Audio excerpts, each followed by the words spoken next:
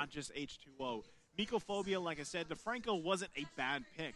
And it's not that it didn't work, but at the same time, it's a little bit difficult. Here we go. The Ling's still going to be banned out, and a ban's coming out here for the first. What's your command? Your team. There goes the Paramis. Fanny and Ling, all right? Yeah, Fanny and Ling. So who bans the Valentina this time? Nobody. Oh, no, you don't think it's going to go through? I think it should go through. Your team. Oh, but usually it's red side. Okay. Usually it's red side. Okay, there's the Matilda. If Blacklist International doesn't ban the Valentina, does NXP Evos take it? I think so. You don't want to give it to Blacklist International. Yeah, I mean, Haji has been touted as like a really slick mid laner. Yeah. Even making... Stand out. There you go. So Thank you. Go... I did not want to go through that. So yeah. Franco maybe? Your team is picking. That I hear. That's Julian again. Still a Julian. Okay. Right. And again, we cannot fault him. This is a very, very good pick for the flex, obviously jungle and mid. Yeah, he's very capable. One of the veterans of the MPL since Season 1 has been consistently playing throughout. So Beatrix and Esmeralda, perhaps for Blacklist International. The night replay sky tells your team is okay. Oh, No, it's gonna be Dairoth here. Dairoth. So interesting. Oh wait. No, okay. no, Where? I was wondering, does Dairoth have a girl voice? I don't think so. There you go. I was gonna say Dairoth jungle because Esmeralda's there, right? Okay, we got baited. But right now, okay, they actually get the counter, right? So they get the counter here. Dairoth going to be locked in here for NXP Evos. Meanwhile, they do get a very strong roam pick here to Natalia. So Blacklist International still has that Rafaela in there that can be played by Oh My Venus, and it is still very strong. And it's great with Beatrix as well. It's actually great versus the Natalia, so I will not be surprised if this is the choice for Blacklist. Then again, they still have the Lolita anyways. But when I look at the three heroes that Nexplay does have right now, Rafaela just makes a lot of sense in this composition. At this point, for the mid lane, you want those heroes with a big AoE for the reveal. And that's probably one of the biggest AoEs in the game. There's Eve. It's a whole square of It's a whole square of AoEs and slow. I think you ban the Claude now if you're Blacklist International. Absolutely great versus three of the heroes of Blacklist International. You just ban it out. Together with the Sicilian, perhaps. I think especially considering the fact that Ohab had a fine time against the 1-1 if he really wants to force Donut into that, right? So we'll see, but first, actually second phase of the bans here coming out here. We're going to see who popped up. They're actually, Nexplay Evos takes out the 1-1 ban. Not sure if we'll see. Okay, you know, this is what we can expect, but there we go. The 1-1 ban coming out here. Like you said, do they want to go ahead and take out another gold lane, right? Do they want to take out the quad like you mentioned here? Oh, they didn't. They take out No the way. Savior. Claude is open. NXP is going to get that. 100%, right? Yeah, definitely. So the Balmond ban, they want to limit some of the options for Weiss, which I think is not the best way to go with. There's a lot of heroes that Weiss can play, so that's true. That's why I don't mind flexing that way deep into the picks. I think if there's a hero to ban for Nexplay, I think it's better if they ban out the Thams. Yep. Renegade. Hello, Renegade. And Carlo. Yep. And Carlo. Our friends from haven't seen in a long time. We'll probably say hi later. So. I think it's much better if they ban the Thams for Nexplay Evos because that's a hero that Natalia might not have a great time like disturbing or invading against. So very difficult. Plus the AoE, the aura of the Thams usually just you know, it just procs that invisibility out. You don't want that to happen. Right. So and again, very difficult to really get taken out. Another tanky pick though. That is earlier than I expected. Oh man, they are actually tempting Nexplay to get the Claude. Honestly, it's just the perfect pick, but at the same time, if you're Nexplay, you're thinking, are they actually allowing us to have a hero that has a lot of impact? Together with the Claude, maybe you can just settle for wave clear, maybe from Lilia or Sicilian again. Yeah. The big plus, there you go, they did go for it. Okay. I think you go like Rafaela or Grok if you're Blacklist International. Because they are lacking in heroes that can respond to the Claw, you know, kind of chase him in the middle of the fight. You need that lockdown as well. I see a big problem, though, with NXP Evos. Why? They do not have much health and defense. Oh, that is, yeah. Right? No doubt, no doubt. Like, you are very squishy here. Oh! The crowd goes wild. They know what's coming.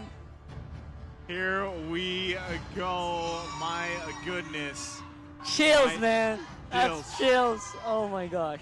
And so again, if you're coming in here on your debut, right? Once again, this is exactly what we're gonna see here from the Queen. But before we get into that further, you want to score a free elite skin. Comment the hashtag McDeliveryGamingBuddy and your favorite McDo food. If that's nuggets or the burgers, whatever you choose on every MPL Season 10 stream on the McDonald's PH Facebook page, we're pecking 70. Yes, 70 lucky commenters, guys. That's 70 lucky winners of elite skins. So good luck to everybody. And now, going back to what we just saw here, right? Oh my Venus pulling out the S10s. And speaking of S10s, the championship S10s. Oh.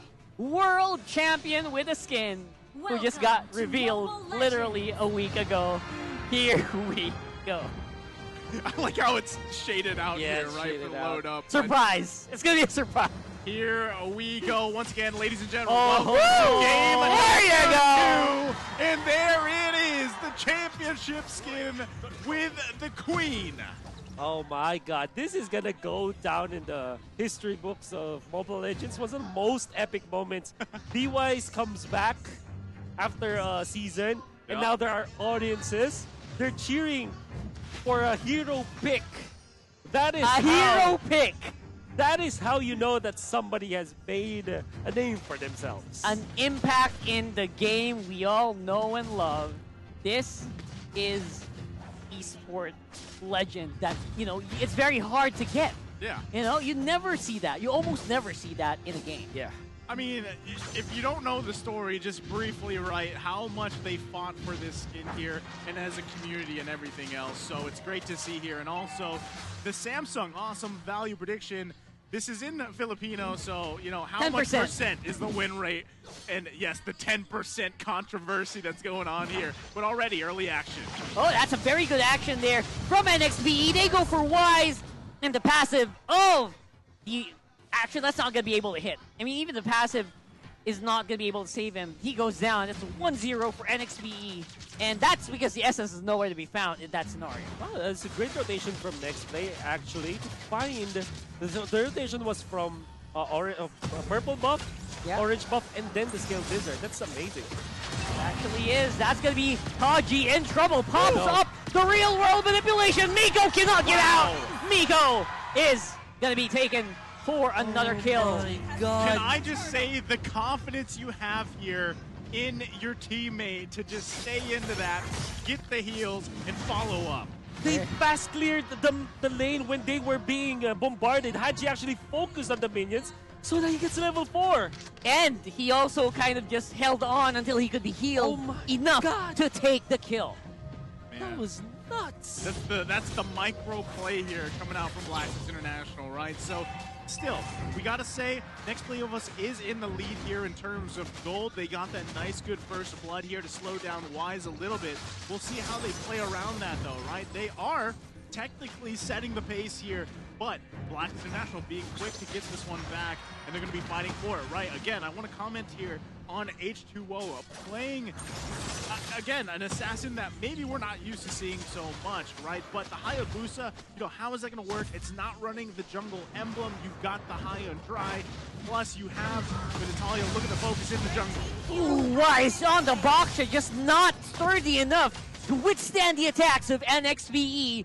Are going to be able to get a kill, another to the blue side. Oh my beans on the top side, keeping Oheb alive for the meantime. Again, H2O staking close to the Hayabusa is going to be able to get some action down. Mikophobia, though, is able to get a kill on Edward.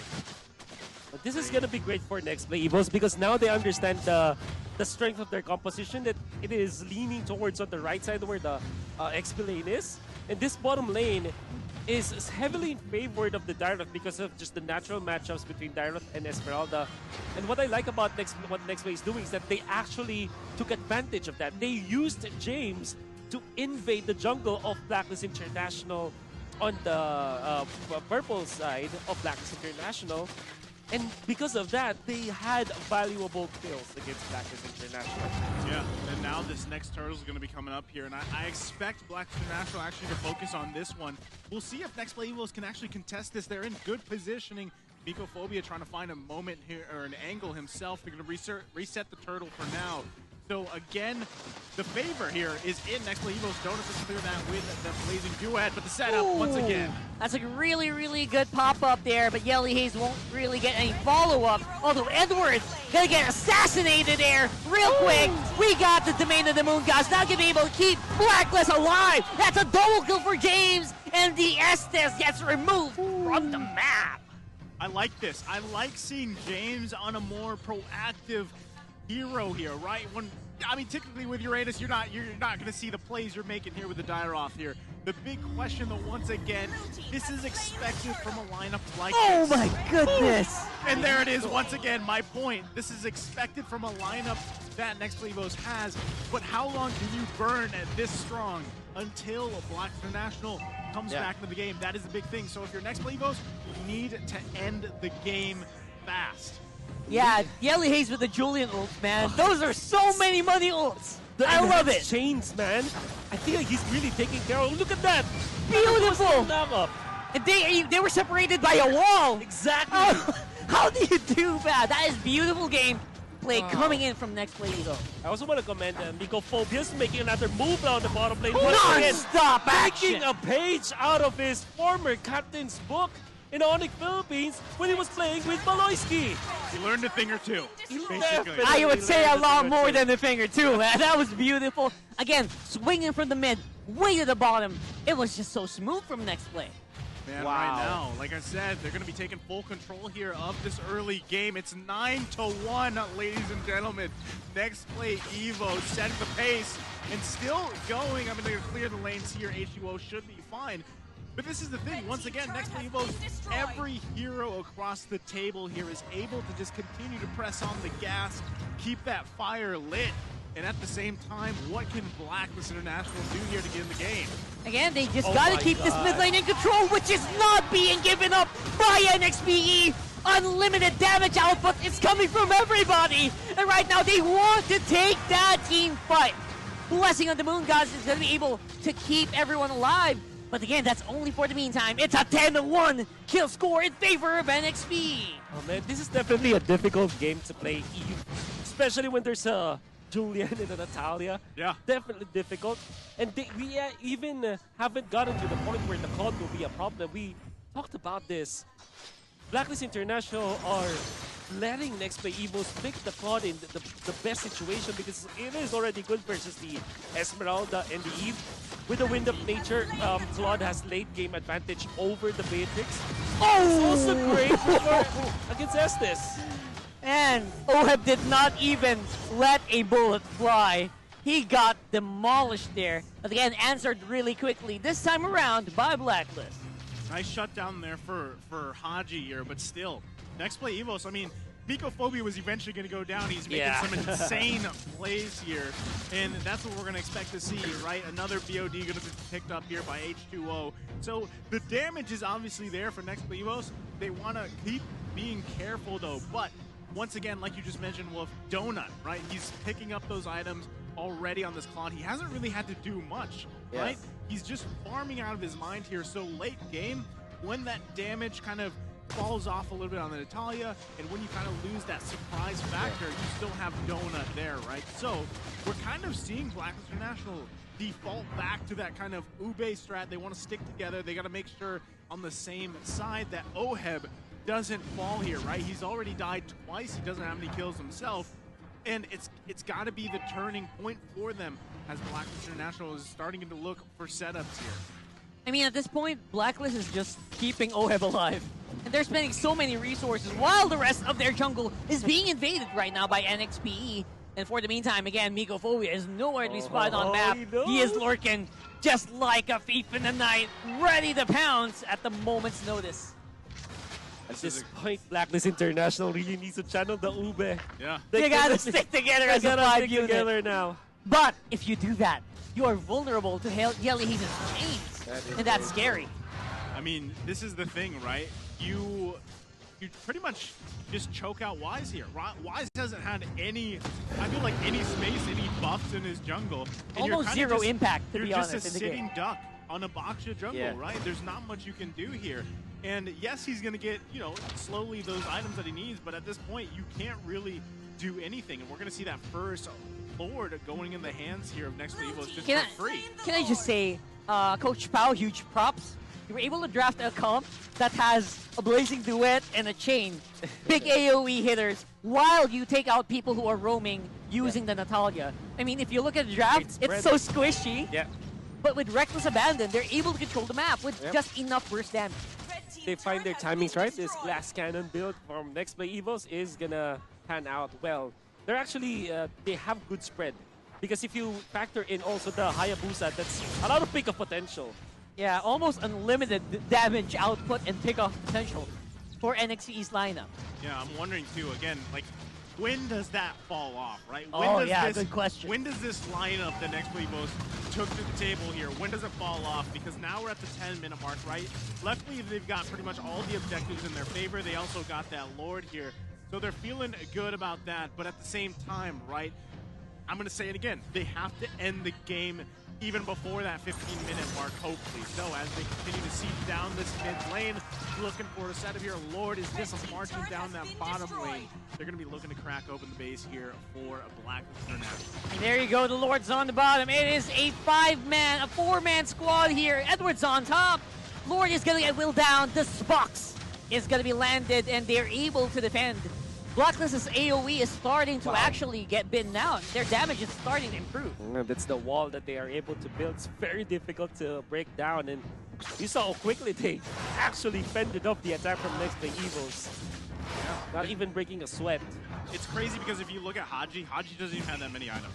True, but, that's true. True. He's literally got the Ice Queen wand to help him slow people down a little bit longer, but he doesn't actually have those damage or magic items that he's going to have later on. That's why I'm saying, you know, at some point, Nexplay Evos needs to punch this one in to take it to game 3 here, because at some point, too, Ohed's already got the 2 core items he needs. Yeah. And if he can survive some of that burst coming out here from Nexplay Evos, that's why we see him picking up these defensive items as well.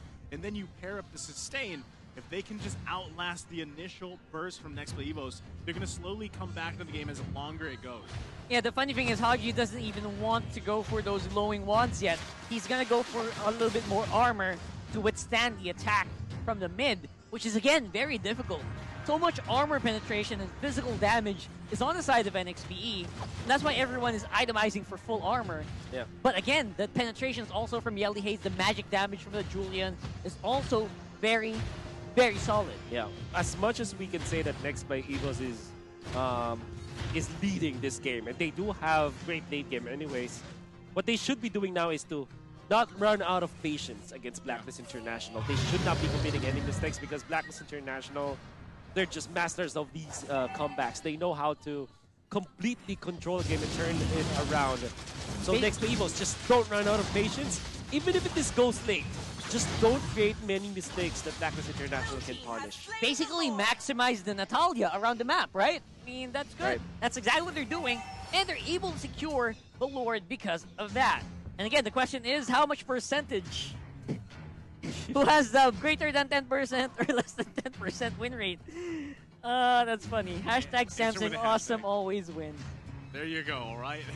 Honestly, I gotta say, Nexplay Evos once again doing an amazing job here with what they drafted, because yes, we pointed out during the draft phase, it lacked a lot of that frontline tankiness, but they don't need it because they're setting base here. And as you guys said, Dame's already sitting 5-0 here.